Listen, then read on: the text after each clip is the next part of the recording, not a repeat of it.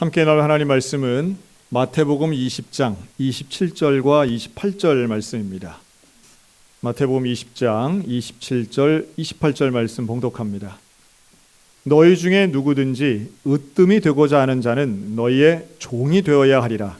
인자가 온 것은 섬김을 받으려 함이 아니라 도리어 섬기려 하고 자기 목숨을 많은 사람의 대속물로 주려 함이니라. 아멘. 사랑하는 성도 여러분, 한 주간 평안하셨습니까? 우리 하나님의 은혜가 우리 모든 성도들과 또 그 일터와 가정 위에 날마다 함께 하시기를 주님의 이름으로 축원합니다. 오늘은 으뜸의 기준이라는 제목으로 함께 말씀을 나누겠습니다. 2019년도에 종영된 드라마가 있습니다. 그 종편 채널이죠. JTBC에서 방영되었던 스카이캐슬이라는 드라마가 있었습니다. 한국 사회에 어떤 특권 의식을 지키려고 하는 분들이 교육 특권을 이제 앞세우는 그런 내용의 드라마였던 걸로 기억이 됩니다. 제가 인상 깊게 봤는데요. 그 중에 소개하려고 하는 건 4화에 나왔던 에피소드입니다. 현직 검사인 아버지가 쌍둥이 두 아들, 고등학생인 두 아들에게 너희가 공부를 잘해서 명문대학에 가야 할 이유를 설명하는 장면이었는데요. 밥을 먹는 식탁에서 한 이야기입니다. 근데 이 아버지가 이렇게 얘기를 하는 거예요. 그 집에는 피라미드 형태의 모습의 모형이 있는데 이 아버지가 항상 이걸 가지고 얘기를 하는 겁니다. 뭐라고 하느냐? 너희 나이 때에는 친구, 우정, 의리 이런 게 참 귀한 가치라고 생각할 거야. 다 좋지. 그런데 조금만 인생을 살아보면 인생에서 가장 중요한 것은 위치라는 것을 알게 될 거야. 우리 인생 어느 위치에 있는가가 평가되고 그것이 다야. 그러면서 그 피라미드 모형을 보여주면서 이렇게 말하는 겁니다. 피라미드 어디 있느냐가 중요한데 우리 인생이 밑바닥에 있으면 짓눌리고 무시당하는 인생이 되는 것이고 정상에 있으면 누리는 인생이 되는 거야. 나는 가난한 집에서 태어나서 여기까지 올라오느라고 고생했지만 내가 너희 둘을 잘 지원하고 있으니 너희는 이미 중간 이상부터 시작하고 있으니 조금만 더 하면 이 꼭대기에서 누리는 인생을 살 수 있어 라고 말하는 장면이었습니다. 좀 기분이 좀 별로 좋지 않죠. 왜냐하면 우리 대부분은 그 꼭대기에 있다고 생각하지 않기 때문인 것 같아요. 그러나 또 하나, 그 배우의 말을 물론 드라마 대사이긴 하지만 야 인생 그렇지 않아 라고 100% 부정하기도 힘든 것이 현실입니다. 계급사회 아니고 봉건주의 사회 아니지만 분명히 우리는 누군가는 사람들에게 인정받는 인생을 사는 것 같고 또 누군가는 특별히 잘못한 것도 없는데 번번이 무시당하며 사는 인생들 존재한다는 거죠. 그렇기 때문에 사람에게는 좀 기본적인 욕구가 있는 것 같아요. 어떤 편한 인생, 또 그 높은 정상의 위치, 꼭대기에 그렇게 올라가려고 하는 심리에는 편하게 살고 남들에게 인정받고 또 사람들에게 영향력이 있는 사람으로 살고 싶은 욕구가 있기 때문인 것 같은데요. 오늘 본문에서는 바로 그런 지점에서 사람이 내가 못 누렸다 할지라도 내 자녀만큼은 잘 되기를 원하는 한 어머니가 등장합니다. 이 아들 둘과 함께 나타나는데요. 세베대의 아들이라고 하는 야고보와 요한이죠. 이 야고보와 요한이 어머니하고 함께 나와요. 다른 복음서에서는 이 둘이 직접 이야기하는 것처럼 표현되기도 하는데 이 엄마가 두 아들을 데리고 예수님께 와서 절을 합니다. 그랬더니 예수님이 무엇을 원하느냐? 라고 했더니 이 어머니가 이런 요구를 해요. 주님, 예수님 하나님 나라가 왔을 때에 내 아들을 한 명은 예수님 보좌 우편에 또 한 명은 예수님 보좌 좌편에 앉게 해주세요 라는 부탁을 합니다. 이걸 조금 우리가 이해하기 쉽게 하려면 예수님 바로 옆에 측근되게 해주세요. 이게 뭔가요? 자리에 대한 청탁이라고도 볼 수 있지만 결국은 위치를 이야기하는 겁니다. 왜 이 엄마는 자기 자녀들을 예수님 가장 가까운 자리에 앉기를 원했을까요? 그것은 아마도 예수님 가까이 있으면 예수님처럼 혹은 예수님이 가장 아끼는 혹은 예수님을 통해서 가장 많은 것을 받을 수 있는 위치라고 생각했기 때문인 것 같습니다. 그때 예수님이 하신 대답이 참 의외인데요. 뭐라고 하느냐 하면 너희는 지금 너희가 구하는 것을 알지 못한다라고 말씀하세요. 너희가 지금 뭘 구하는지 제대로 알지 못하는 거야. 보좌 우편 좌편이 무슨 뜻인지 너희는 알지 못한다. 모르면서 구한다라고 하시면서 너희는 내가 마시는 나의 잔을 너희도 마실 수 있느냐? 그랬더니 이 세 명이 그럼요. 얼마든지 마실 수 있습니다. 라고 아주 쉽게 대답합니다. 예수님이 안타까워하시죠. 이들은 지금 예수님의 길을 따라간다는 것, 예수님과 함께 한다는 게 무슨 의미인지 알지도 못하면서 본인 기준으로 이야기한다라고 하는 거예요. 저도 그런 경험이 있는데요. 제가 전도사 때 제가 이제 학생들을 지도하고 청소년 어린이를 지도하면서 학부모님들과 상당히 긴밀한 관계를 가졌습니다. 근데 제가 지금까지 만나본 분 중에 아주 특별한 분이 계셨는데 이 집사님이 애들이 이제 중학생 아들들이었어요. 그래서 저를 보고 하루는 면담을 요청해서 만나서 말씀을 하시는데 부탁드릴 게 있다는 거예요. 네, 뭡니까? 그랬더니 우리 큰아들을 성경을 가르쳐 달라는 거예요. 특별하죠? 당연히 제가 가르치죠. 교회에서 우리 제자훈련반도 있으니까 제가 가르칠 수 있습니다. 그랬더니 이 여자 집사님이 뭐라 그러냐면 그런 거 말고 전도사님이 우리 집에 오셔서 우리 아이를 성경 과외를 해달라는 거예요. 좀 혼란스럽더라고요. 그 열정이 당연히 무료가 아니에요. 그 경제력이 있는 집안이었습니다. 우리 아이들 지금 자기 집 아이들이 비싼 과외를 한다는 거예요. 그런데 성경 과외를 하고 싶다는 거예요. 처음엔 되게 좋게 들리더라고요. 이런 열심이 있나? 대단하다. 훌륭하다. 조금 생각해 보니까 그러면 그 지역에 있는 아이들과 함께 가서 제가 퇴근 후에 하면 어떨까요? 그랬더니 그건 안 된다는 거예요. 이 어머니는 내 아들이 교회에서도 1등을 하길 원하는 거예요. 학교에서도 공부 잘하는 아이였습니다. 강원도에 있는 특목고에 진학했고요. 나중에 그리고 서울에 있는 가장 좋은 학교로 진학한 아이예요. 그런데 얘를 가지고 어쨌든 모든 면에서 1등이 돼야 되는 것이 이 엄마의 지상과제였던 거죠. 글쎄요, 그 욕구 자체가 나쁘다고 보기는 어려운데요. 저는 거절을 했습니다. 왜냐하면 걔만 특별하게 할 수는 없기 때문이었어요. 그 대신 교회에서 성역 공부반 운영하니까 같이 우리 아이들과 함께 공부할 때 자원해서 오시면 됩니다. 돈 안 들여도 됩니다. 그러나 또 지금 생각해 보면 그 정도 열심히 있는 부모 많지 않구나. 여러분 과외를 시켜서라도 성경을 가르치려고 하는 그 열정만큼은 어떤 면에서 좀 긍정적인 면도 있겠다 생각이 들어요. 그런데 중요한 건 이 세베대의 아들 두 사람을 데려온 이 어머니의 모습이 예수님께는 어떻게 보였는가라고 하는 겁니다. 단순하게 거룩한 욕심을 부리는 열정 있는 엄마로만 보인 건 아니라는 거예요. 예수님은 명확하게 부정적으로 해석하시는데요. 이렇게 말씀합니다. 25절 권세를 부리려는 것은 이방인의 집권자들이 원하는 것이다.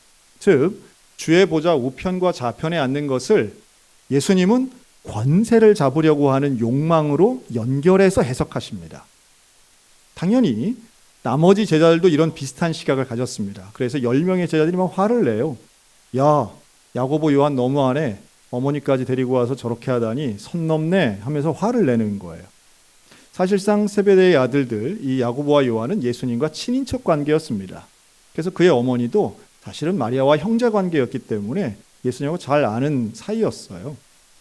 다시 말해 가까운 가족 관계를 이용해서 예수님에게 자리를 청탁한 것처럼 보였으니 제자들도 화를 내는 거죠.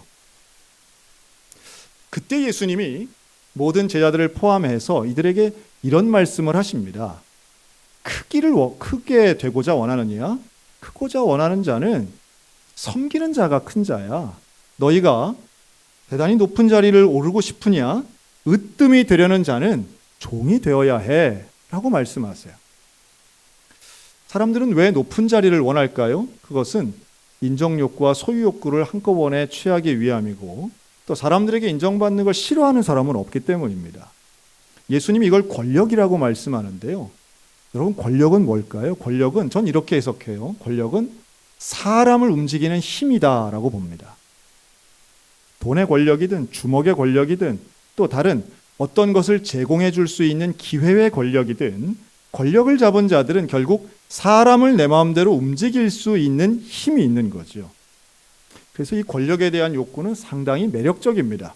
내 말 한마디에 사람들이 움직이고 때로는 무서워하고 사람들이 나에게 잘 보이기 위해서 애를 쓰는 모습을 볼 때 다른 것으로 얻을 수 없는 쾌감이 있기 때문이죠. 이 권력이라고 하면 사람들은 사회적인 권력, 국가적인 권력만 쉽게 생각하는데요. 그렇지 않습니다. 이 권력의 위계라고 하는 건 어느 곳에나 사람이 2명 이상 있는 곳에는 존재할 수 있습니다. 대표적으로 가정 안에도 권력이 있습니다. 요즘은 우스갯소리로 하여튼 자식이 맨 위고 그 위에 반려동물이 있고 이렇게들 말씀하시는 분들도 있는데요. 그러나 분명한 건 왜 배우자 간의 관계가 좋지 않을까요? 내 말대로 듣지 않기 때문이라고 생각하는 거죠. 내 말만 잘 들어봐. 그러면 관계가 왜 나쁘겠어? 이런 표현들입니다. 부모 자식 간에도 관계가 좋지 않은 이유 중에 하나는 바로 이러한 권력 다툼, 주도권의 문제가 있습니다. 사위와 며느리와 사이가 안 좋고 또 역시 마찬가지의 원리가 작동되는 거죠. 내 말 듣지 않는다는 거예요. 내 뜻대로 안 된다는 거예요. 그럼 누구 뜻대로 돼야 될까요? 사실은 이러한 권력과 위계, 그리고 서로 간의 관계 속에서 이루어지는 힘의 충돌은 결국 사람의 근본을 건드리는 겁니다. 내 맘대로 내 뜻대로 되지 않으면 갈등 관계로 발전하죠. 그런 면에서 예수님은 누가 더 큰가를 원하는 이 제자들의 욕망과 욕구를 정확히 지적하시고 교훈하고 계십니다.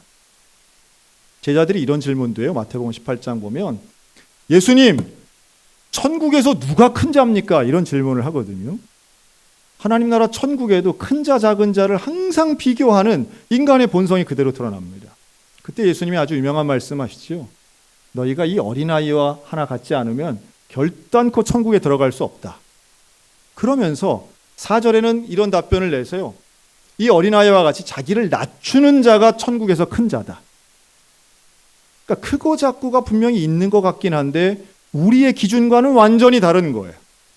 우리의 기준에서는 큰 자는 강한 자, 큰 자는 많이 소유한 자, 큰 자는 높은 자인 것 같은데 예수님 입장에서의 으뜸과 큰 자는 낮은 자리에 있고 섬기는 자고 주인 아닌 종이라고 말씀하고 있습니다. 그리고 이 말씀 그대로를 실천하신 분이 바로 예수 그리스도이시죠.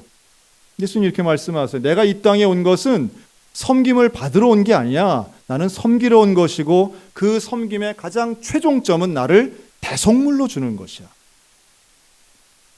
사람들을 구원하기 위해서 나는 하늘의 모든 영광을 버리고 이 땅의 가장 낮은 곳에 와서는 대속물로 나를 헌신하고 십자가의 죽음으로 내가 사람들을 구원하는데 그게 내가 마시는 잔이야.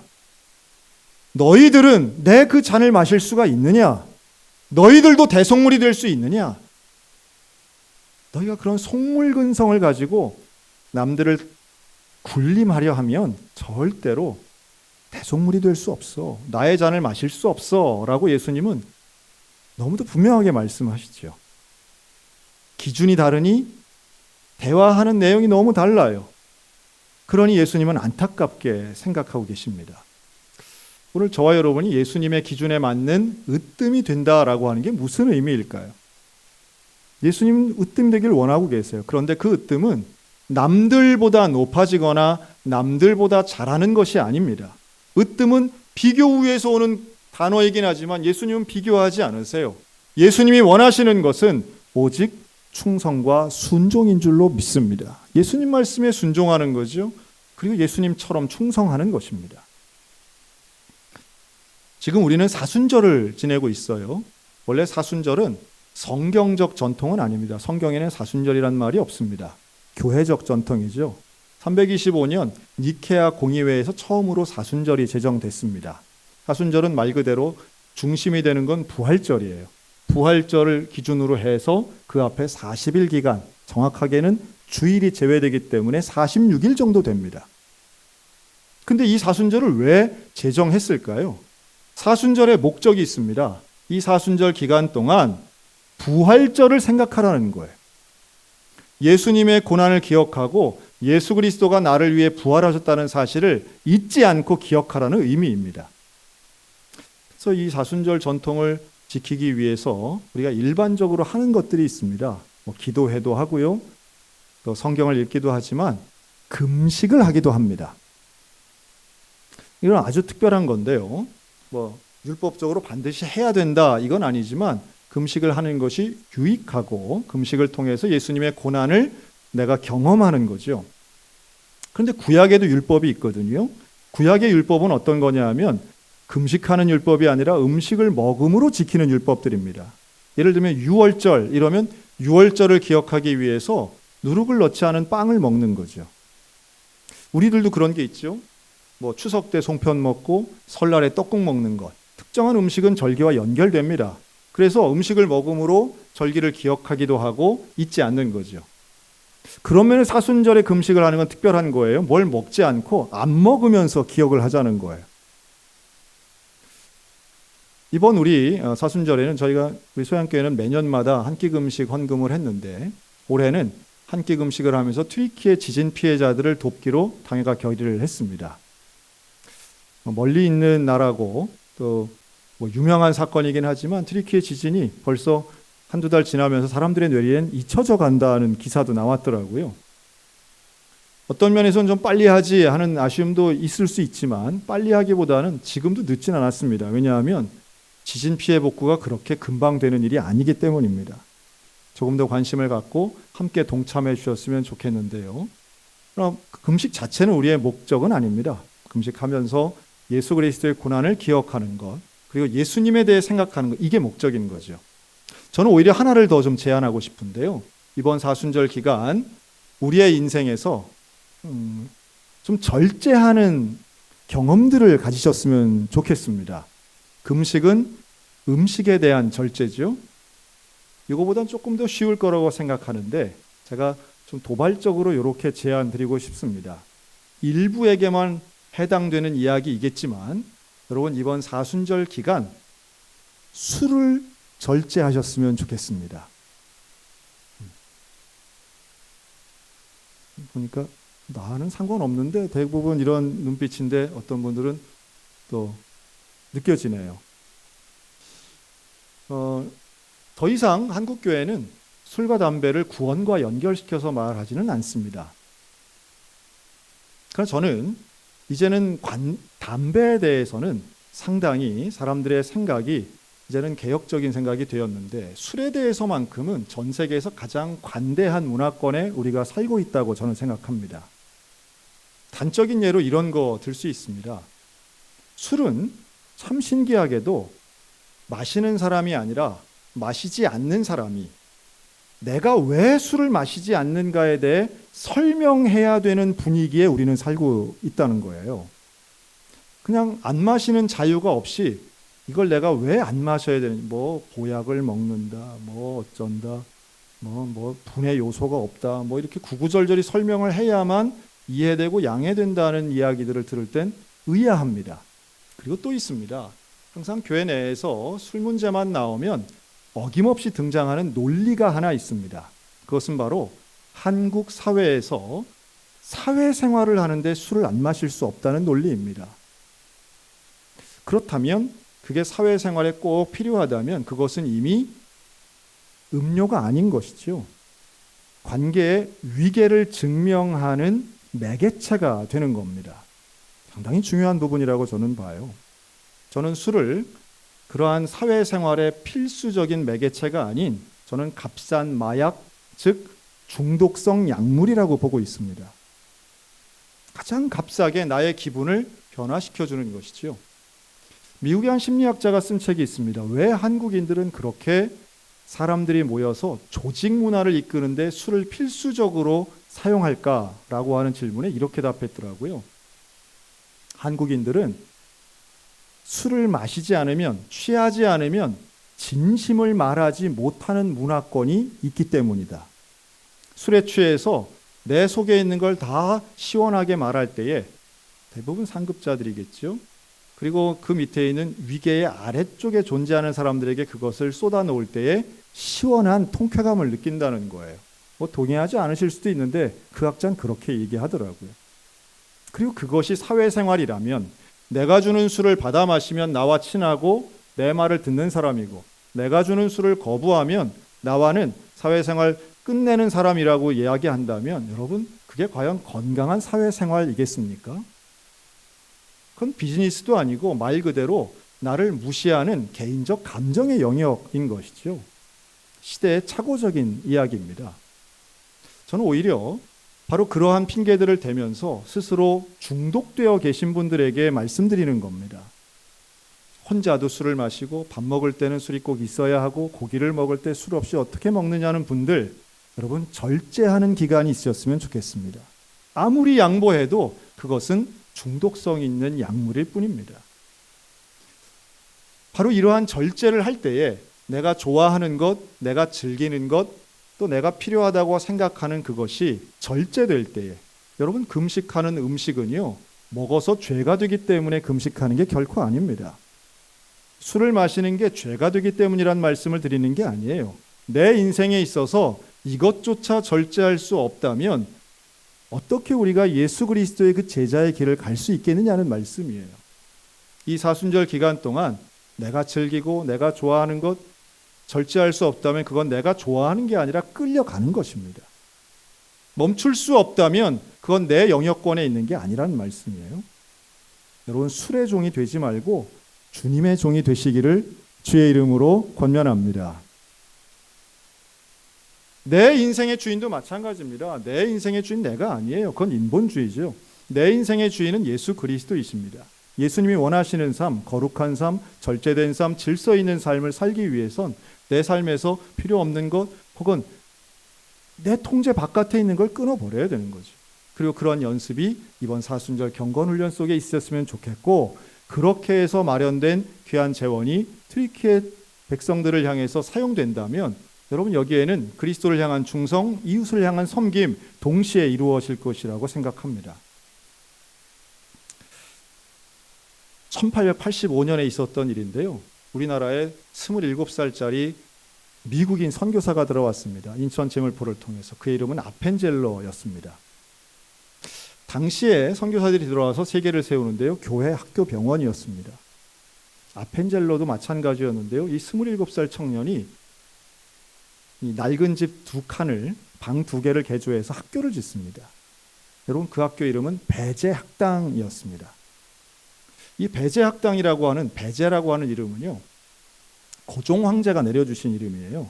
그래서 인재를 키운다, 배양 영재라는 것을 줄여서 배제가 된 거예요. 영재를 키워낸다는 뜻이죠. 그런데 이 배제학당을 만들고 학생들을 모집합니다. 처음에 2명으로 시작했는데 매년마다 정말 많은 사람들이 몰려옵니다. 여러분, 19세기에 서양 근대 교육기관 배제학당이 1호거든요. 근데 여기에 올려왔던 학생들의 욕구는 뭐였을까요? 당시에 왔던 사람들은 하나같이 이 1800년대에 배제학당에 입학했던 사람은요, 거의 우리가 이름을 압니다. 왜냐하면 우리 대한민국의 중요한 인물들이 됐기 때문이에요. 그때 당시에 갔던 사람들은 부모의 권유나 본인의 생각에 앞으로는 영어의 시대다, 앞으로는 미국이 주도권을 잡는다, 이런 생각이 강했던 것 같습니다. 복음을 알기 위해서라기보다는 영어를 배우기 위해서 몰려갔어요. 그리고 그들의 예상은 적중했죠. 배제학당을 처음 나왔던 사람들, 이승만, 서재필, 김소월, 뭐 이름을 대려면 한도 없는 우리 민족의 지도자들, 정말 속된 표현으로 높은 자리 갔던 대부분의 분들이 이 학교에서 공부를 했습니다. 어떤 면에서는 출세하고자 했던 마음들이 기독교를 통해서 이루어졌다라고도 볼 수 있겠습니다. 저는 제가 살았던 동네에 배제 고등학교 가까이 있어가지고요. 제가 다녔던 교회에는 또 배제 고등학교 다녔던 친구들이 있어서 배제 학당, 배제 고등학교의 교가를 제가 압니다. 놀랍게도 이 교가는 한 번 들으면 다 따라 부를 수 있는 교가예요. 궁금하시면 유튜브 검색하시면 이런 게 교가야? 라고 생각할 수 있는데요. 가사가 이렇습니다. 우리 배제학당 노래합시다. 랄랄라 랄랄라 시스뿜바 시스뿜바. 이 끝이에요. 너무 웃기지 않습니까? 아니 어떻게 교가가 이래? 최소한 소양강 강줄기 봉이산 자락이 나와야 교가지라고 생각하는 우리 입장에서는 참 이상한데 이게 무슨 뜻일까요? 27살 청년 아펜젤러가 이 학교를 만들었을 때에 10대 후반, 20대 초반 학생들이 몰려왔습니다. 이들에게는 교가의 개념이 없어요. 말 그대로 음악을 전공한 사람도 아니에요, 아펜젤러는. 그런데 함께 부를 노래를 만든 거예요. 얼마나 쉬운지 몰라요. 우리 배제학당 노래합시다. 이렇게 시작합니다. 저는 그 학교 나오지도 않았는데 한 번 듣고 알아요. 그런데 왜 시스품바가 들어가느냐? 시스품바는 영어도 아니에요. 이것은 당시에 아펜젤러가 나왔던 드루대학의 응원 구호였습니다. 우리로 치면 으라차차 정도 되는 거예요. 젊은이들이 모여서 학생들을 가르치고 이들에게 함께 노래했던 그 젊은 아펜젤러의 정신이 함께 즐겁게 함께 노래하고 그리고 공부했던 거예요. 그리고 학풍이라고 해서 우리 치면 교훈이죠. 이것을 세웠는데요. 물론 영어로 해서 나중에 한자로 만든 거지만 교훈은 지금까지도 똑같이 내려옵니다. 욕위대자, 당위인역. 욕위대자라고 하는 것은 큰 사람이 되길 원하거든 당위인역, 당연히 다른 사람을 섬겨야 된다라고 하는 거예요. 오늘 본문의 그 내용이 배제학당의 처음 시작의 교훈이었습니다. 들어오는 목적은 개인의 성공이나 영달을 위해서 들어왔을지라도 아펜젤러가 끊임없이 이야기했던 건 남보다 큰 사람이 되길 원한다면 예수님처럼 남을 섬겨야 한다는 가르침이었습니다. 그리고 이 놀라운 가르침은 예수님 이 아펜젤러 스스로가 그대로 지켜냈습니다. 감리교 선교사였지만 그는 끝까지 복음을 전했는데요. 44살에 그는 목포 앞에 있는 섬들에 가서 복음을 전하다가 배에서 조선인 소녀 하나가 물에 빠진 걸 구하려고 들어갔다가 실종사 됩니다. 그의 나이 44살이었어요. 지금 서울 양화진에 아펜젤러의 무덤이 있습니다. 그 무덤은 빈 무덤이에요. 시신을 건질 수 없었기 때문에, 찾을 수 없었기 때문에 아펜젤러는 말 그대로 끝까지 많은 학교 세웠지만 자신의 재산권을 내세우지 않았고 또 교회를 세우고 사람들에게 복음을 전했지만 끝까지 가장 낮은 현장에서 현장 선교사로 살다가 순교했습니다. 증명한 것이라고 저는 믿습니다. 어떤 사람이 가장 큰 자일까요? 배제학당을 나와서 대통령이 된 사람이 큰 사람일까요? 아니면 하나님의 말씀을 섬기기 위해서 끝까지 충성한 사람이 큰 사람일까요? 예수님 말씀은 오늘 명확합니다. 예수님께서 우리에게 정말로 하시고 싶으셨던 말씀은 크고 작은 게 의미가 없다는 거죠. 천국에 어디 큰 자 작은 자가 있겠습니까? 하나님 보시기에 우리는 천하보다 귀한 영혼들입니다. 누가 누구를 크다고 교만하고 작다고 무시하는 거 그거 하나님 제일 싫어하시는 거죠. 권력을 가지고 사람을 움직이려고 하는 그 교만함 하나님 가장 경계하시는 것입니다. 하나님은 남들보다 더 잘하는 사람을 좋아하시는 것이 아니라 주님 앞에 충성하고 이웃을 섬기는 사람을 가장 좋아하시고 당연히 인정하시는 거죠. 그게 바로 예수 닮은 사람 제자일 것입니다. 제가 오늘 도입부에 한 드라마 이야기를 했죠. 그 피라미드를 가지고 가르쳤던 그 아버지 앞에 그 드라마 회차의 결론은 이렇습니다. 쌍둥이 아들 중에 한 명이 그 피라미드 모형을 들어서 땅에 내리칩니다. 와장창 깨트려 버립니다. 그러면서 이렇게 말합니다. 지구는 둥근데 왜 자꾸 피라미드라고 그래? 저는 그 대사가 이렇게 들리더라고요. 하나님이 만드신, 하나님이 창조하신 인간과 세상은 분명히 똑같은데 왜 우리는 서로 비교하며 살까?